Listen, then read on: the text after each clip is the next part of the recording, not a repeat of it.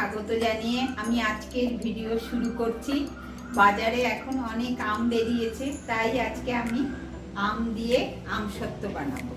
এখন কি লাগবে, এই যে আমটা আমি কেটে ধুয়ে নিয়েছি। আর লাগবে হচ্ছে একটু নুন, চিনি আর একটু বিট নুন।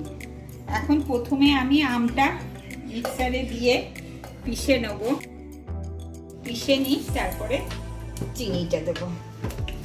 এখন এর মধ্যে আমি একটু চিনি দিয়ে দেবো, লাগে পরে আবার দেখে দেব। আর একটু নুন দেব, আর একটু বিট নুন দেবো। এখন এটা দিয়ে আবার আমি একটু ঘুরিয়ে নেব।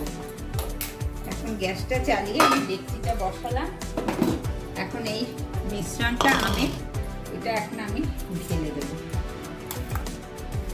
এখন এটা আমি সমানে নাড়তে থাকবো।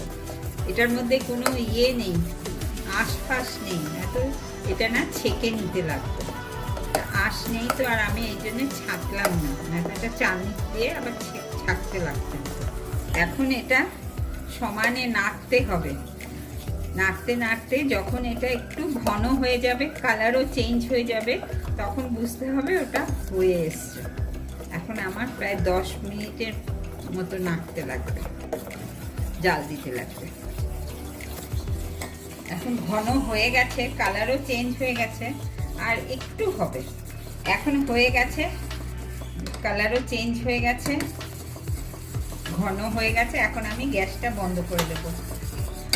এখন আমি যে থালাটার মধ্যে ঢালবো, সেই থালাটাতে একটু ব্রাশ করে দেবো।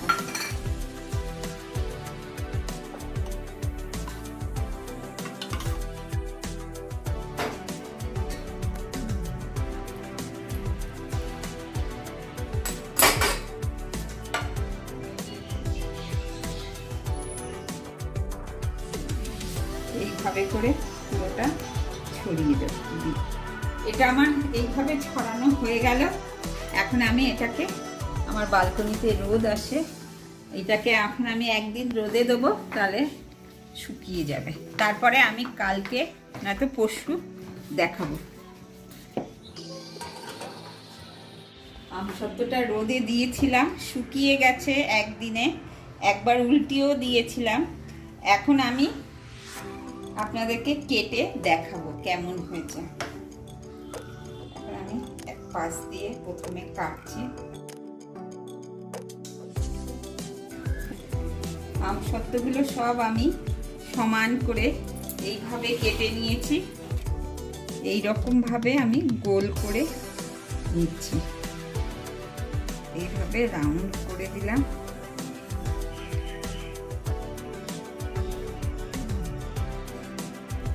আর একটা অনেক গোল করে দেখাচ্ছি।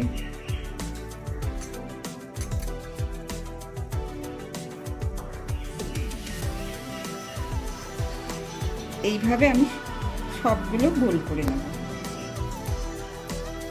এইরকম ভাবে হয়ে গেল আমার আমসত্ত্ব। একটা থালার আমসত্ত্ব এতটা হয়েছে।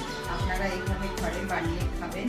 আর ভিডিওটা ভালো লেগে থাকলে please like, share, comment, subscribe করবেন। আমার পাশে